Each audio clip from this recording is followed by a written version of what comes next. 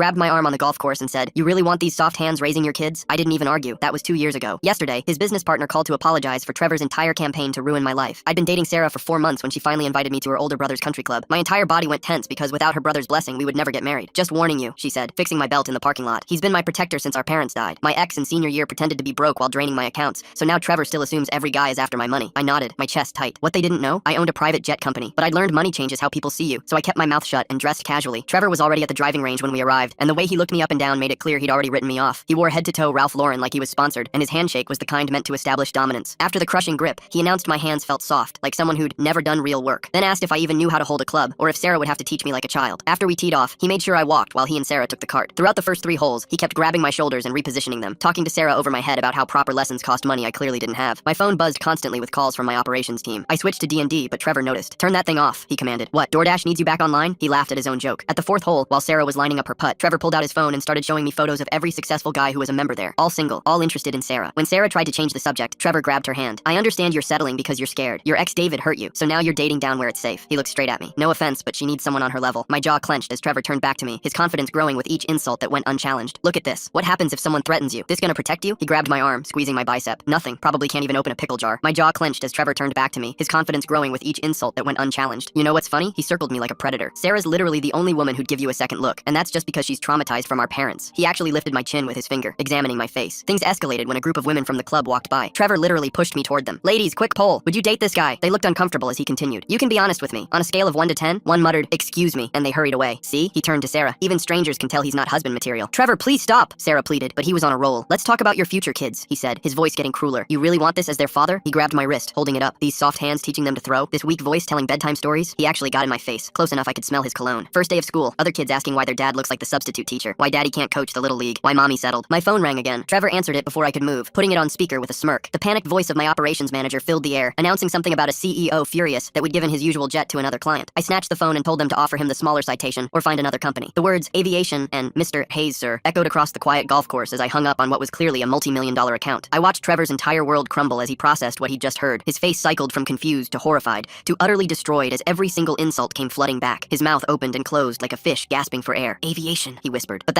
you can't be." Sarah connected the dots faster. "Wait a second, the house. After mom and dad died, someone paid off the mortgage anonymously." He looked up at me, tears forming. I was just protecting her, you know? I was just protecting her. You understand, right? After what happened with David, I had to test you." His voice cracked. "You get it, don't you, brother?" I just nodded and got ready to leave with Sarah, and I didn't know it at the time, but my comments had stung Trevor, and he wanted to use them to ruin everything I had ever worked for. 3 days after the golf course incident, I stood in Hayes Aviation's flagship hangar reviewing maintenance schedules when my assistant Catherine knocked on the doorframe. She held a stack of message slips, her expression puzzled. Someone had been calling repeatedly about safety concerns, refusing to leave their name but insisting it was urgent. The calls started Monday morning and increased throughout the week. Each time Catherine asked for details, the caller hung up. I took the messages and scanned through them. Different phone numbers each time, all untraceable. My stomach tightened as I recognized the pattern. Anonymous complaints were the first step in a coordinated attack on a company's reputation. I'd seen competitors try this before, but the timing felt too coincidental. My phone buzzed with a text from Sarah. The message made my blood run cold. She wanted to know why I hadn't told her about the money from the beginning. Her brother had been filling her head with stories about wealthy men who lie to get close to vulnerable women. He'd compared me to David, her ex who'd pretended to be broke while stealing from her. The parallel stung because I knew how deeply David had wounded her trust. I tried calling Sarah back, but she didn't answer. Another text came through saying she needed time to process everything. Trevor had spent the entire morning at her apartment, showing her articles about rich men who performed poverty to manipulate women into relationships. He'd created a timeline of our relationship, highlighting every time she'd paid for dinner or I'd mentioned being careful with money. By afternoon, my phone exploded with concerned calls from clients. Someone had been posting on aviation forums and submitting reports to safety hotlines about Hayes Aviation. The posts used technical language, but contained just enough errors to seem like a concerned citizen rather than an industry professional. Each post came from different usernames, different IP addresses, but the writing style was consistent. They all questioned our maintenance standards and pilot training programs. My operations manager, Jonathan, burst into my office, his face flushed. A safety inspector had shown up asking detailed questions about our maintenance logs, specifically looking for any shortcuts or cost-cutting measures. The inspector mentioned receiving multiple anonymous tips about potential violations. Jonathan had provided full access to our impeccable records, but the damage was already starting. Word traveled fast in the aviation community. The inspector's questions were oddly specific, targeting areas that only someone with inside knowledge would know to ask about. Then Jonathan mentioned something that made everything click. The inspector had name-dropped his college roommate who'd recommended he look into our company personally. I remembered Trevor mentioning his college connections during one of his country club brags. That evening, I tried reaching Sarah again. Her phone went straight to voicemail. I drove to her apartment, but her car wasn't there. Emma's number was saved in my phone from Sarah's birthday dinner. When I called, she answered on the first ring, but her voice was cold. Trevor had been there too, spending hours explaining how I'd researched their family tragedy to exploit their vulnerability. He'd shown Emma my company's financial records, highlighting how I could have helped them openly, but chose deception instead. At midnight, Sarah showed up at my apartment. Her mascara was streaked, her eyes red from crying. She stood in my doorway demanding answers. What else had I lied about? Why did I hide who I was? Trevor had convinced her that everything between us was calculated manipulation. He'd shown her case studies of wealthy predators who targeted women with trust issues. I invited her in and tried to explain. The money wasn't about manipulation, but about wanting to to be seen for who I was, not what I owned. But every explanation sounded hollow against Trevor's poisonous narrative. Sarah listened, her arms crossed, doubt etched across her face. When I finished, she stood up. She needed space to think, time to figure out what was real. She was going to stay at Emma's house for a few days. After Sarah left, I couldn't sleep. At 5 a.m., I decided to hit my usual coffee shop to clear my head. The owner, who'd known me for years, pulled me aside. Sarah's brother had been there at 6 a.m. the previous morning, asking detailed questions. Did I come here often? What time did I usually arrive? Did I meet business contacts here? The owner thought it strange, but figured it was related to Sarah. Now I realized Trevor was mapping my routine, gathering intelligence for his next move. My phone buzzed with a text from an unknown number. The attachment made my stomach drop. It was a photo from the driving range, my face clearly visible, with liar edited in bold red letters across it. The image was already being shared in local business groups with captions questioning the integrity of Hayes Aviation's leadership. The posts linked my deception of Sarah to potential deception of clients. Throughout the week, my junior employees started mentioning new social media connections. Sarah's brother had been reaching out, striking up friendly conversations about company culture and leadership styles. His questions seemed innocent, but followed a pattern. How did I handle pressure? Did I ever push them to cut corners? Was I honest in my business dealings? The employees thought he was interested in aviation, not realizing they were being mined for ammunition. Sarah's best friend Emma called me directly. Her tone had shifted from cold to concerned. Trevor had spent another evening at her apartment, but his stories were starting to contradict themselves. He claimed I was dangerous, but couldn't explain how beyond hiding my wealth. When Emma pointed out that many people keep their finances private in new relationships, Trevor had grown agitated. He'd insisted this was different, that I'd performed poverty to trap Sarah. The security guard at the country club reached out through a mutual contact. He'd noticed something odd the day of our golf game. After we'd left, Trevor had spent over an hour in the parking lot, sitting in his car and making phone calls. The guard remembered because it was unusual for members to linger after their guests left. Looking back, Trevor had been planning his revenge from the moment he'd learned the truth. My vice president of operations scheduled an emergency meeting. We'd received 3 more calls about anonymous tips regarding our pilot training programs. The callers claimed to have inside information about pressure to rush pilots through certification. Each allegation was false but required formal documentation to refute. The pattern was clear. Trevor was escalating from personal attacks to professional warfare. Sarah's co-worker reached out to her, concerned. Trevor had stopped by their office with lunch, claiming to be worried about his sister. Trevor's really going full detective mode here, showing up at coffee shops at 6 a.m., asking when his target usually gets his morning brew. Nothing says I'm totally normal like stalking someone's caffeine schedule. Then the security guard catching him sitting in the parking lot for an hour, making phone calls after they left. That's not suspicious at all. Just a guy enjoying some quality time with his steering wheel. He'd spent an hour discussing his concerns about Sarah's relationship with someone who hid major life details. He'd framed it as protective brother behavior, but the coworker found it unsettling how prepared Trevor seemed, with printed articles and rehearsed talking points. During one of our few phone conversations, Sarah mentioned that Trevor kept referencing a timeline he'd created of our relationship. He'd documented every instance where she'd paid for something, every time I'd mentioned budget concerns, every moment that could be reinterpreted as manipulation. He'd turned our genuine moments into evidence of deception. Trevor's campaign intensified. He started showing up at Sarah's apartment whenever he knew I'd be there, always with urgent family business that required private discussion. Each time he'd arrive just as we were settling in for the evening, forcing me to leave so they could talk. Sarah grew increasingly frustrated, but felt obligated to hear him out. Then came the call that changed everything. A major client phoned about reconsidering our contract. They'd received concerning information from a reliable source about company leadership integrity. The source had provided detailed allegations about financial deception and questioned whether someone who lied in personal relationships could be trusted with aircraft safety. The client gave us a chance to respond, but the doubt was planted. The country club president, one of Trevor's golf buddies, suddenly developed concerns about my guest privileges. Despite Hayes Aviation servicing his tournament charters for 3 years, he questioned whether someone of questionable character should have access to the club. The timing was too convenient to be coincidental. After the third major client called with safety concerns, I made a decision. I contacted a corporate security firm that specialized in reputation threats and harassment documentation. They would monitor public records, social media, and communication patterns to build a clear picture of Trevor's campaign. The process would take weeks, but I needed professional documentation of the harassment patterns. The security firm began their work immediately. They found dozens of fake social media accounts created in the past week, all following aviation industry pages and Hayes Aviation specifically. The accounts looked legitimate at first glance, but followed similar creation patterns. Each would establish credibility by commenting on general aviation topics before pivoting to subtle concerns about Hayes Aviation. Emma began pushing back against Trevor's narrative more forcefully. She noticed his stories didn't align. He claimed I was dangerous, but could only cite hiding wealth as evidence. When she asked why that made me dangerous, he'd launch into circular arguments about trust and manipulation without addressing the actual question. She started documenting their conversations, sensing something deeper at play. A pattern emerged as the security firm analyzed Trevor's activities. He wasn't attacking randomly, but targeting people Sarah trusted most. He'd spend hours building cases against me, using twisted half-truths and cherry-picked examples. With her colleagues, he focused on professional concerns. With her friends, he emphasized personal betrayal. Each audience received a customized attack designed to resonate with their specific relationship to Sarah. My head of maintenance, who'd worked with me for 10 years, warned me about strange inquiries. Trevor had been reaching out to employees, asking about pressure to cut costs or rush maintenance schedules. He posed as someone interested in the aviation industry, but his questions were too specific, too targeted. Employees who'd known me for years found the inquiries suspicious and started comparing notes. Sarah called me crying after another evening with Trevor. He'd spent hours telling her I'd probably researched her family's tragedy before we'd even met, planning how to exploit their vulnerability. He'd suggested I'd known about their parents' death and David's betrayal, using that knowledge to craft the perfect approach. The accusation was so painful because it twisted genuine connection into calculated manipulation. Emma pushed back against Trevor's narrative, pointing out the anonymous benefactor saved their family. She'd started asking uncomfortable questions about why Trevor was so determined to destroy someone who'd helped them during their darkest time. Her resistance marked the first crack in Trevor's carefully constructed campaign. Sarah's aunt called me unexpectedly. She'd been watching Trevor's behavior with growing concern. The woman had practically raised them after their parents died, and she recognized patterns in Trevor that worried her. She mentioned staying friends with Trevor's college girlfriend, who'd broken up with him due to his obsessive behavior and need for control. The aunt wondered if losing control over Sarah was triggering something similar. Trevor created fake social media accounts to comment on Hayes Aviation posts with subtle safety concerns. The security firm tracked 17 different accounts, all created within days of each other. Each account had a generic profile picture and minimal history, but they coordinated their attacks perfectly. One would question maintenance schedules, another would express concern about pilot training, creating an illusion of widespread worry among customers. I recognized the manipulation pattern matched what Sarah described David doing years ago. The isolation tactics, the constant doubt seeding, the way Trevor positioned himself as her only trustworthy protector while systematically undermining everyone else in her life. The parallels were too clear to ignore, but pointing them out would only sound defensive. The security firm discovered Trevor had been researching private aviation accidents through public records requests. He'd pulled reports from the past decade, looking for any incident involving charter services. His search history showed particular interest in maintenance-related issues and pilot error cases. He was building an arsenal of fear-inducing examples to share with potential clients. Sarah's therapist, who she'd started seeing after David's betrayal, helped her recognize the manipulation tactics. During their sessions, Sarah began connecting Trevor's current behavior to the control patterns she'd experienced before. The therapist didn't directly accuse Trevor, but guided Sarah to see the similarities herself. This professional perspective gave Sarah a framework for understanding what was happening. I screenshot and documented every fake post, comment, and anonymous complaint. My legal team advised maintaining comprehensive records of the harassment. Each piece of evidence was timestamped and archived. The folder grew thicker daily as Trevor's campaign expanded across multiple platforms and communication channels. The aviation authority confirmed the complaints were unsubstantiated, but explained they were obligated to log each one. Every anonymous tip created a permanent record that future inspectors might reference. Even baseless accusations left marks on our company's file. Trevor understood this perfectly, creating a paper trail that would haunt us for years. My senior pilots rallied around me, having witnessed my integrity over the years. They started their own documentation of Trevor's harassment, keeping logs of strange phone calls and suspicious inquiries. Several pilots offered to provide character references if needed. Their loyalty meant everything as Trevor tried to poison our reputation. The security firm's surveillance showed Trevor meeting with industry contacts at various restaurants. He'd been networking aggressively, presenting himself as a concerned citizen with inside knowledge about Hayes Aviation. The firm photographed him having lunch with competitors, regulatory officials, and industry journalists. Each meeting lasted over an hour, with Trevor doing most of the talking. Sarah's aunt mentioned she'd stayed friends with Trevor's college girlfriend, who was concerned about his obsessive behavior patterns resurfacing. The ex-girlfriend revealed that Trevor had exhibited similar controlling behavior in college, monitoring her friendships and creating detailed timelines of her activities. She'd ended the relationship when his possessiveness became unbearable. Instead of fighting back publicly, I continued normal operations. Every flight departed on time. Every maintenance check exceeded standards. Every client interaction remained professional. I refused to let Trevor's attacks change how we operated. Excellence would speak louder than any defense I could mount. Sarah's lease renewal approached, and Trevor pressured her to move back home for safety. He'd prepared a room for her, even buying new furniture without asking. His arguments centered on protecting her from my supposed manipulation, while conveniently placing her back under his direct supervision. The pressure intensified daily as the renewal deadline approached. During an argument with Sarah, Trevor accidentally referenced exact phrases from their private conversations. Sarah realized he'd been documenting or possibly recording everything they discussed. This revelation shook her deeply. The brother she trusted had been treating their relationship like a surveillance operation. At a family dinner, Trevor's mask slipped when Sarah defended me. His wife witnessed a vicious side she'd never seen before. Trevor's face contorted with rage as he accused Sarah of betraying their parents' memory. His wife sat frozen, watching her husband transform into someone she didn't recognize. The outburst lasted several minutes before Trevor regained control. Trevor offered Sarah $50,000 to leave me and start fresh somewhere else. He presented it as a gift of freedom, a chance to escape my influence. Sarah was horrified by the bribe, recognizing it as an attempt to buy control over her life. She refused immediately, but Trevor kept insisting the offer would remain open. His wife started questioning why Trevor spent more time destroying me than running his own business. She'd noticed him staying up late researching aviation regulations, making phone calls at odd hours, and neglecting important contracts. Their business partners had started complaining about his absence from crucial meetings. Timeline analysis revealed Trevor's business was failing before my anonymous loan saved them. The security firm uncovered financial records showing Trevor's company had been months from bankruptcy when the mysterious mortgage payment arrived. He'd hidden this from Sarah, maintaining a facade of success while desperately juggling creditors. Only Trevor's golf buddies and a few business contacts still believed his narrative. Most of Sarah's friends saw through his tactics, especially after Emma started sharing her observations. The tide was turning as more people recognized Trevor's obsessive behavior as unhealthy rather than protective. The security firm's surveillance showed Trevor entering our biggest competitor's headquarters 3 times in 1 week. They captured clear photos with timestamps, showing him carrying folders and meeting with senior executives. Whatever information he was sharing, our competitors were interested enough to grant multiple meetings. My CFO received an invitation from Trevor for drinks to discuss mutual opportunities. The message hinted at inside information about Hayes Aviation that might interest someone looking to change companies. My CFO refused immediately, forwarding the message to me as evidence of Trevor's attempted corporate espionage. His loyalty never wavered despite whatever Trevor was offering. Sarah and I had an honest conversation about trust, money, and deception. Oh wow, Trevor's going from weekend detective to full-time stalker with benefits. The guy's spending more time tracking his sister than actually running his business. I bet his wife's wondering if she married a CEO or a really expensive private eye. She acknowledged her confusion and hurt, while I explained my fears about being valued only for wealth. We discussed David's impact on both our lives and how his betrayal had shaped our behaviors. The conversation was painful but necessary, rebuilding understanding between us. I refused to use my wealth to destroy Trevor despite having every capability. My legal team had prepared several options for aggressive counteraction, but I declined them all. Maintaining moral high ground mattered more than revenge. I wouldn't become the monster Trevor was painting me as. During a heated phone call that Sarah overheard, Trevor accidentally admitted he was trying to force me to reveal my true nature. He believed everyone with money was inherently corrupt and was determined to expose what he saw as my inevitable darkness. His admission revealed the depth of his prejudice and paranoia. Documentation showed Trevor had filed 12 formal complaints across different agencies plus dozens of anonymous tips. The coordination required was staggering. He'd researched each agency's reporting requirements, tailored complaints to their specific jurisdictions, and maintained detailed records of each submission. This wasn't emotional reaction, but calculated warfare. His wife found his obsession files while looking for tax documents. She discovered binders full of printed emails, photos, timeline charts, and research about me. The depth of his vendetta disturbed her. She'd known he was upset about Sarah's relationship, but hadn't grasped the consuming nature of his fixation. Employees started sharing their own stories of my integrity, creating organic pushback against Trevor's narrative. They posted on social media about fair treatment, generous mentorship, and ethical business practices they'd witnessed. These testimonials carried weight because they came from people with nothing to gain by defending me. Several clients personally called to express support, having worked with Hayes Aviation for years without incident. They'd received Trevor's anonymous warnings, but dismissed them based on their actual experiences. One CEO mentioned that the desperate nature of the attacks actually reinforced his confidence in our company. Sarah's birthday dinner became a direct confrontation when Trevor couldn't explain why helping his family was manipulation. He'd prepared talking points about my deception, but when family members asked why paying their mortgage was harmful, he struggled to respond. His arguments crumbled when faced with the simple reality of generous assistance. Family friends who'd known them since their parents died started questioning Trevor's mental state and motives. They'd watched him transform from protective brother to obsessive controller. Several pulled Sarah aside to express concern about Trevor's behavior, validating her growing doubts about his campaign. Trevor's business partners noticed he was neglecting work for his vendetta. Important contracts went unsigned, client meetings were missed, and strategic planning sessions proceeded without him. They threatened to buy him out if he couldn't refocus on their company. The ultimatum forced Trevor to choose between his obsession and his livelihood. Sarah's aunt revealed she told Trevor about the anonymous benefactor 2 years ago. He'd known all along who'd saved their family, but had hidden this from Sarah. This deception shattered Sarah's trust more than anything else. Trevor had let her wonder and worry while knowing the truth. I ensured no Hayes Aviation employees retaliated against Trevor despite provocation. When some pilots suggested their own social media campaign against him, I shut it down immediately. We would maintain professional standards regardless of Trevor's tactics. Protecting our company's reputation meant taking the high road. Sarah's extended family rallied around her right to choose her own partner. Aunts, uncles, and cousins who'd initially stayed neutral began speaking up. They'd seen enough of Trevor's behavior to recognize it as controlling rather than protective. Family gatherings became supportive spaces for Sarah rather than interrogation sessions. Trevor's fake social media accounts got flagged and removed by platforms. The coordinated nature of the posts triggered automated detection systems. His digital warfare campaign collapsed as account after account disappeared. The sudden silence was almost as telling as the attacks had been. His wife witnessed Trevor screaming at Sarah about betraying the family by staying with me. The verbal assault happened during what was supposed to be a calm discussion. Trevor's wife intervened, physically placing herself between the siblings. She'd never seen her husband so unhinged, and it frightened her. Former employees came forward about my fair treatment and generous mentorship over the years. People who'd moved on to other companies shared stories about how I'd supported their career growth. These testimonials came unsolicited, spreading through industry networks. Trevor's narrative couldn't compete with years of accumulated goodwill. Bank records Sarah could legally access showed Trevor had been monitoring her trust fund weekly. He'd set up alerts for any significant transactions and regularly checked the balance. This financial surveillance predated my relationship with Sarah by years. His obsession with her money was long-standing, not triggered by my arrival. Sarah's lease expired, and she chose to move in with me. The decision represented clear independence from Trevor's control. She signed the papers despite his protests, threats, and bribes. Moving trucks arrived as Trevor made one last desperate attempt to change her mind, but Sarah held firm. Community members who'd benefited from Hayes Aviation's charity work spoke up about company values. We'd quietly supported youth aviation programs, veteran pilot training, and emergency medical flights. These contributions had never been publicized, but recipients remembered. Their voices added weight to our defense. The stakes clarified as Trevor faced losing his sister forever if he continued. Sarah had drawn clear boundaries, warning that his behavior was destroying their relationship. He could choose his vendetta or his family, but not both. The ultimatum forced him to confront the cost of his obsession. I handled a genuine company crisis with transparency when an aircraft needed emergency maintenance. Rather than hide the issue, we immediately contacted affected clients, explained the situation, and arranged alternatives. Our handling of real problems proved Trevor's safety concerns were fabricated. Actual challenges were met with honesty, not the deception he'd predicted. Business associates distanced themselves from Trevor as his behavior became increasingly erratic. Former allies stopped returning his calls. Golf buddies made excuses to avoid him. His professional network crumbled as word spread about his harassment campaign. Social isolation reinforced his spiral. Truth prevailed as person after person refused to believe Trevor's increasingly desperate lies. His stories became more elaborate and less credible. Claims about my supposed crimes grew so outlandish that even sympathetic listeners recognized them as fantasies. The more he pushed, the less people believed. Sarah chose to move in with me, marking clear independence from Trevor's control. She arranged the move while Trevor was traveling for business, avoiding another confrontation. When he returned to find her gone, the reality of his failure hit hard. His protective mission had driven away the person he'd claimed to protect. Trevor crashed Emma's birthday dinner uninvited, trying to turn Sarah's friends against me. He arrived with prepared speeches about my deception, but the room turned cold when he entered. Emma asked him to leave immediately. When he refused, other guests formed a protective barrier around Sarah. His dramatic entrance became a humiliating exit. Friends shut down his manipulation, having seen through his tactics completely. They'd compared notes about his visits, recognized his patterns, and agreed to support Sarah. When Trevor tried to divide them, he found a united front. Years of friendship proved stronger than his poisonous whispers. Trevor's investors pulled out after learning he'd been neglecting business for personal vendetta. Due diligence revealed the extent of his distraction. Contracts had lapsed, opportunities were missed, and financial projections were fantasy. They withdrew funding, leaving Trevor's company in crisis. Sarah and I grew stronger through the ordeal. Her trust rebuilt slowly as she watched me handle crisis with grace. Every attack met with patience, every lie countered with truth. She saw who I really was under pressure, and it deepened our connection. Trevor's campaign had the opposite effect he'd intended. My competitors who'd met with Trevor testified to his attempted corporate espionage. When confronted by industry associations, they admitted Trevor had offered inside information about Hayes Aviation. They'd listened, but ultimately refused to act on his intelligence. Professional ethics prevailed over competitive advantage. Complete documentation of Trevor's harassment was presented to his wife and business partners. The security firm compiled everything into a comprehensive report. Fake social media accounts, recorded threats, timeline of attacks, attempted corporate espionage, everything laid out chronologically. The evidence was overwhelming and undeniable. Trevor's own actions proved I'd been truthful while he'd been deceptive. Every accusation he'd made reflected his own behavior. He'd lied about knowing the benefactor's identity. He'd manipulated Sarah's trust. He'd deceived family and friends. His campaign revealed more about his character than mine. His wife revealed she'd been documenting his obsessive behavior, considering intervention. She'd kept notes about late-night research sessions, recorded his increasingly angry rants, and photographed the obsession files. Her documentation provided inside perspective on Trevor's deterioration. She'd been preparing to protect herself and their children from his instability. The aviation community rallied around Hayes, sharing positive experiences spanning years. Industry forums filled with testimonials about our integrity. Competitors publicly stated they'd found no merit in anonymous complaints. Professional organizations reaffirmed our standing. Trevor had united the industry in our defense. I organized all documentation of Trevor's harassment into a clear timeline. The security firm's reports, false complaints, witness statements, everything compiled into one comprehensive file. The evidence painted an undeniable picture of systematic harassment driven by jealousy and financial desperation. Trevor's inner circle staged an intervention at his house. His wife, business partners, and closest friends gathered to confront him about his destructive obsession. They'd each witnessed different aspects of his behavior and compared notes. The meeting started calmly, but Trevor's defensiveness quickly escalated the tension. Cornered by evidence and testimony, Trevor made his most desperate move yet. He claimed to have proof about Sarah's parents' death that somehow implicated me. His voice shook as he promised documentation that would expose everything. The room fell silent as everyone processed this shocking escalation. His proof turned out to be a fabricated maintenance record suggesting Hayes Aviation had existed when their parents died in a small plane crash. The forgery was clumsy, dates clearly altered, company letterhead obviously fake. Simple fact-checking revealed Hayes Aviation was founded 3 years after their parents' death. Oh, Trevor, buddy. I mean, trying to fake maintenance records but getting the dates wrong by 3 whole years? His wife's been taking notes this whole time too, probably thinking, I married this guy? While he's up at 2 a.m. making conspiracy boards like he's hunting Bigfoot. Trevor's desperation had driven him to create evidence that could be disproven with basic research. Sarah wavered when she first saw the forged document. The trauma of losing her parents resurfaced, making her momentarily vulnerable to Trevor's manipulation. Even knowing the dates made it impossible, the suggestion alone reopened old wounds. I watched her struggle between logic and emotion, while Trevor pressed his advantage. I made the decision to open Hayes Aviation's complete historical records, corporate registration documents, founding papers, first employee contracts, everything that proved our company didn't exist when their parents died. The transparency was necessary to counter Trevor's poisonous suggestion before it spread through the family. The public records clearly showed Hayes Aviation was incorporated 3 years after the accident. Tax filings, business licenses, aviation authority registrations all confirmed the timeline. Trevor's lie collapsed under the weight of verifiable facts. His forgery attempt only highlighted his desperation and willingness to exploit family tragedy. Sarah's aunt called a family gathering at her house. Everyone needed to face the truth together. Extended family members arrived throughout the afternoon, sensing the gravity of the situation. The living room filled with cousins, aunts, uncles, all concerned about the family crisis Trevor had created. Trevor arrived last, still clutching his fabricated evidence. He launched into his prepared narrative about my supposed involvement in their parents' death. The room listened in uncomfortable silence as he wove conspiracy theories and circumstantial connections. His presentation grew more frantic as family members exchanged skeptical glances. I countered with the documented timeline of events, corporate records, dated photographs, employment histories that proved Hayes Aviation's founding date. Each piece of evidence was passed around the room, examined by family members who understood the implications. Trevor's forgery looked even more pathetic compared to authentic documents. The truth about Trevor's financial situation emerged during the confrontation. His business had been failing for years before my anonymous mortgage payment. He'd hidden mounting debts while maintaining a successful facade. The family learned he'd been desperately trying to access Sarah's trust fund as collateral for new investors. Trevor's wife produced her phone, revealing recordings she'd made over recent weeks. His voice filled the room, admitting his jealousy-driven vendetta against me. In one recording, he explicitly stated his plan to destroy me for exposing his failures at the golf course. The family heard him acknowledge knowing I was the anonymous benefactor while plotting to turn Sarah against me. I faced a choice between destroying Trevor with the accumulated evidence or showing mercy to Sarah's only sibling. The documentation could end his business partnerships, his marriage, his standing in the community. Every instinct pushed toward unleashing the evidence, but I remembered Sarah's love for her brother despite everything. I presented the full documentation to the family without demanding specific action. Security reports, false complaints, witness statements, surveillance photos, everything laid out for them to see. The evidence spoke for itself without my commentary. Family members could draw their own conclusions about Trevor's behavior. The family absorbed the complete picture of Trevor's campaign. His greed, jealousy, and willingness to destroy their benefactor became undeniable. Aunts who'd defended him fell silent. Cousins who'd remained neutral shook their heads in disgust. The uncle who'd questioned my motives apologized directly. Trevor made one final manipulation attempt, suggesting he might harm himself if Sarah didn't leave me. The threat was vague, but calculated to trigger protective instincts. His wife immediately intervened, recognizing the manipulation tactic from their own relationship struggles. She positioned herself between Trevor and the family, making it clear she wouldn't enable his behavior. The family refused to give in to Trevor's emotional blackmail. They'd seen enough manipulation to recognize this latest tactic. Sarah's aunt spoke for everyone, stating they would support Trevor getting help, but wouldn't enable his destructive behavior. The unified response left Trevor without leverage. Victory felt hollow as I watched Sarah's family fracture around us. We'd saved my company and preserved our relationship, but the cost was evident in Sarah's eyes. Her only sibling had revealed himself as someone willing to destroy her happiness for his own agenda. No amount of business success could compensate for that loss. Trevor finally admitted defeat, his shoulders sagging as the fight drained from him. Surrounded by evidence of his lies and manipulation, he agreed to seek therapy. His wife made it clear this was non-negotiable if their marriage would continue. He nodded silently, understanding he'd pushed everyone to their limits. His business partners moved forward with buying out his share of their company. The documentation of his neglect and erratic behavior made the decision easy. Trevor would receive fair compensation, but lose the business he'd built. Starting over would be humbling for someone who defined himself through success. Sarah and I began building our new life together, shaped by the ordeal we'd survived. The experience had stripped away pretenses and revealed core truths about everyone involved. We were sadder but wiser about family dynamics and the destructive power of jealousy. Our foundation was stronger for having weathered Trevor's assault. The extended family acknowledged my role in saving them years ago. Aunts and uncles who'd questioned my motives now offered genuine gratitude. They understood I'd helped without seeking recognition, the opposite of Trevor's accusations. The acknowledgement came with invitations to family gatherings and acceptance into their circle. Moving forward meant establishing new boundaries with Trevor. Sarah made it clear he needed to respect our relationship and maintain appropriate distance. Contact would be limited until he demonstrated genuine change through therapy. The boundaries were firm, but left room for potential reconciliation if Trevor did the work. Hayes Aviation emerged from the crisis with our reputation intact. Clients who'd stood by us during the harassment campaign became even more loyal. Employees who'd witnessed my response to Trevor's attacks felt increased confidence in company leadership. The aviation community's support had been overwhelming and wouldn't be forgotten. Trevor's therapy journey began with resistance, but gradually led to self-awareness. His therapist specialized in narcissistic behavior patterns and family dynamics. Early sessions focused on understanding how his need for control had poisoned his relationship with Sarah. Progress was slow, but measurable. Our wedding planning proceeded without Trevor's involvement. Sarah chose chose Emma as her maid of honor, surrounding herself with friends who'd supported her through the crisis. The guest list included family members who'd stood by us and business associates who'd rejected Trevor's lies. It would be smaller than originally envisioned, but filled with genuine supporters. Trevor sent a letter 6 months into his therapy, acknowledging his behavior without excuses. He admitted to jealousy over my success and fear of losing control over Sarah. The letter didn't ask for forgiveness, but expressed understanding of the damage he'd caused. Sarah read it several times before filing it away. Life settled into new patterns without Trevor's constant presence. Sarah flourished without his oppressive protection, making decisions based on her own judgment. Our relationship deepened through shared trust and mutual respect. The crisis had tested us and proven our commitment to each other. Trevor's former business struggled without him, but survived under his partner's leadership. They occasionally updated us on his progress, maintaining distant contact out of respect for shared history. He'd found work with a smaller firm, starting over without the status he'd once flaunted. The humbling experience seemed to be part of his growth process. A year after the confrontation, Sarah and I married in an intimate ceremony. The wedding was perfect in its simplicity, surrounded by people who'd proven their loyalty. Trevor sent a genuine apology letter, but respected our need for distance. He was rebuilding his life through therapy and hard work, no longer able to access his sister's trust fund or control her choices. Our marriage thrived on the foundation of trust built through adversity. Sarah's family relationships had forever changed, but became more honest. My company continued growing, strengthened by the loyalty shown during Trevor's attacks. The price of truth had been high, but we'd emerged with something unshakable. Trevor's campaign had failed to destroy what we'd built together, instead revealing the strength of genuine connections over manipulative control. Trevor went from tough guy to therapy patient writing apology letters. We love to see that. I love how he sent a letter to the wedding but stayed away, like, hey, congrats on the marriage I tried to destroy. Here's a nice card. That's it for this video though. Hopefully this commentary wasn't too distracting and you guys didn't hate it. Thank you all for watching.